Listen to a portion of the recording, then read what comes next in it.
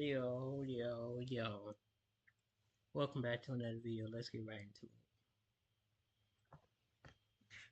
They had John Cena and Cody Rhodes on the front of the thumbnail. I don't know what that's about. Seth Rollins and Roman Reigns prove that some wrestlers have amazing chemistry in the ring. On the other hand, a match like John Cena versus Cody Rhodes shows us the opposite. Today we're going to take a look at 20 great wrestlers who just couldn't put it together when facing each other, no matter how talented they were. Number 10, Randy Orton and Sheamus. Sheamus and Randy have had a number of high-profile matches throughout their respective careers, but sadly, every time they've wrestled, the in-ring psychology has been somewhat poor, and they never had a truly great match together. The two had their fair share of matches in 2010, and the matches were rather underwhelming as their two styles simply weren't compatible. The WWE even tried to book the duo in a Hell in a Cell match, but this did little to create any chemistry between the two decorated performers. One of their more notable matches took place on the Raw after WrestleMania 29, and the crowd wanted absolutely nothing from either man, proceeding to boo them extensively and even doing the wave rather than watching the match. The two would once again feud in 2015, but yet again, their matches just did not click. Number 9, AJ Lee and Paige. When AJ Lee and Paige began their feud in 2014, a lot of fans were initially excited. AJ had ascended to the top of the women's division in WWE, and Paige had become one of the brightest young female stars that WWE had ever seen, so this was classed as somewhat of a dream match to many fans. Unfortunately, their matches together were repeatedly poor. The two women had a number of pay-per-view matches throughout 2014, and the matches just never seemed to get out of the second gear. The SummerSlam match is often cited as one of the worst of theirs. However, AJ was injured during the match, which no doubt had an impact on the quality of the match. The best match the duo had with each other was a triple threat match with Nikki Bella at the Night of Champions pay-per-view. The lack of chemistry between WWE's two biggest female stars was incredibly disappointing, as fans were expecting greatness,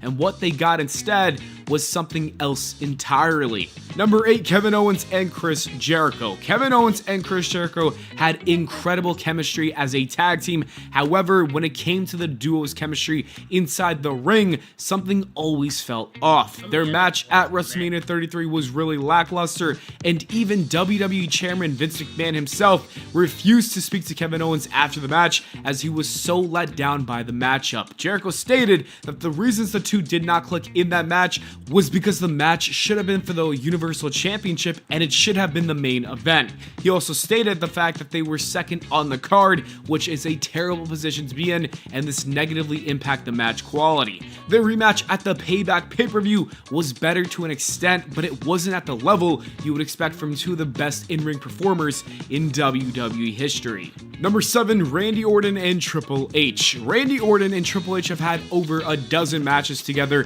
throughout the years. They've even main evented WrestleMania, but for some reason there's never been a standout match of their feud. The duo would first feud in 2004 after Triple H and Evolution turned on Orton, and their match at the Unforgiven pay-per-view is mostly known for Orton dropping the world title to Triple H just 1 month after winning it, and a lot of people didn't like that. They would wrestle a number of times over the next few years, but the matches were unfortunately never anything special. In 2007 and 2008, the duo would have a number of gimmick matches, including a last man standing match at No Mercy, which was probably the best match they've ever had, but even that wouldn't make a lot of fans' list of the best last man standing matches in wrestling history.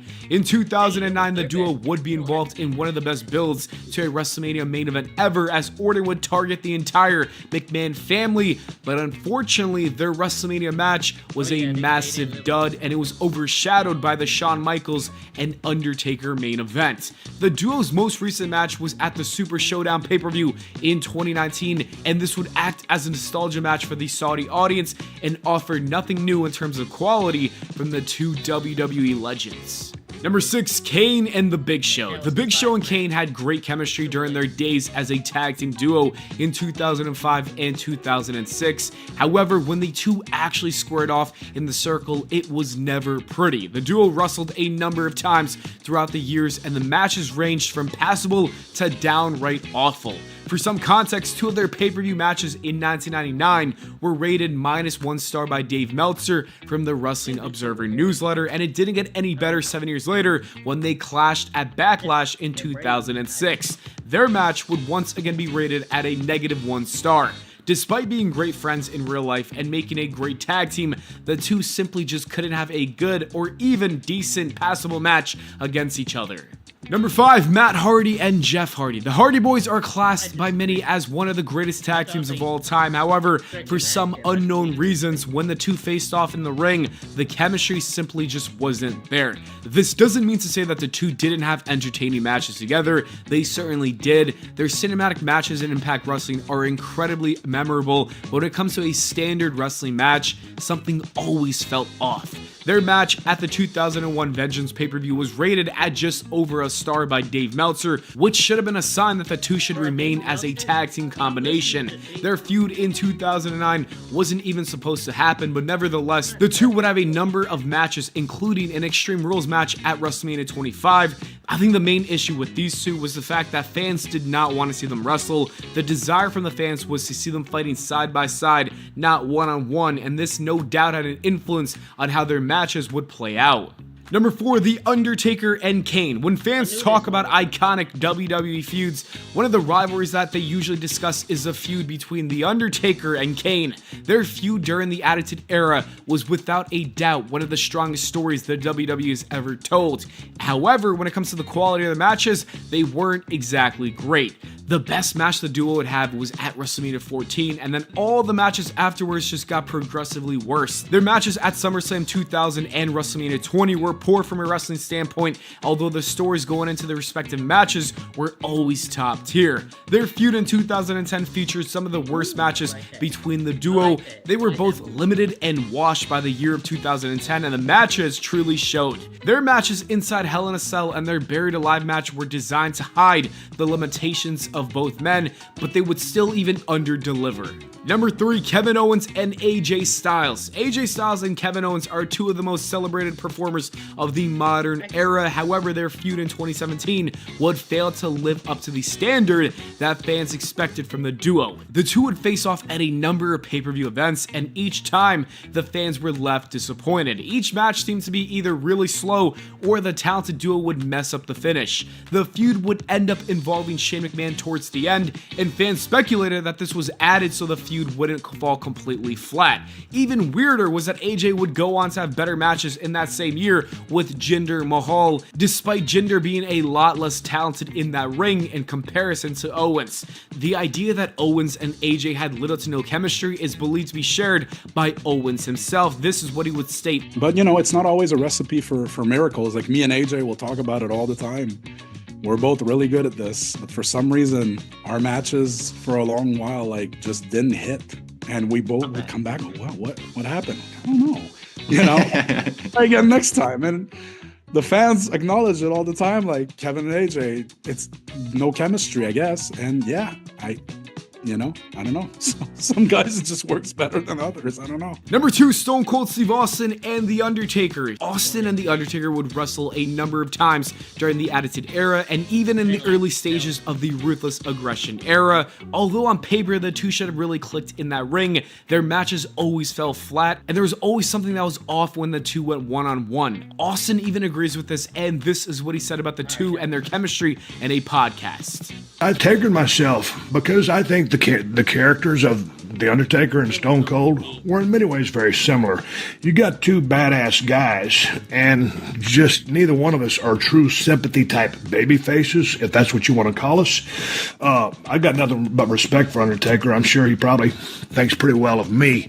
We didn't have the greatest in-ring chemistry like I had with Bret, he had with Shawn, he had with Bret, or I had with, some of the other guys. And number 1, Randy Orton and Bray Wyatt. For whatever reason, Bray Wyatt versus Randy is a feud that WWE would continue to go back to, despite the two having incredibly poor matches together. Their series of matches in 2016 were a complete letdown, which was disappointing as the story going into the match was very strong. The WrestleMania 33 match was one of the worst WWE title matches in WrestleMania history and made the fans have no desire to see the two wrestle again. They then had a cinematic style match, the House of Horrors match a month later, and this also did little to manufacture some chemistry. Then in 2020, the two would feud once again, but this time while Bray Wyatt was portraying the Fiend character, and this time it was even worse, and many fans thought it was the worst match of the entire WrestleMania 37 weekend. Anyways, that is it for the video, guys. Thank you so much for watching. I hope y'all enjoyed. If you did, please leave a like and subscribe for more, and here's some other videos. Alright. I'm gonna get out of here. Before I do that, I want to check and see where we at. How many videos have I put out today? Okay. Alright, we're looking at it right now. Damn.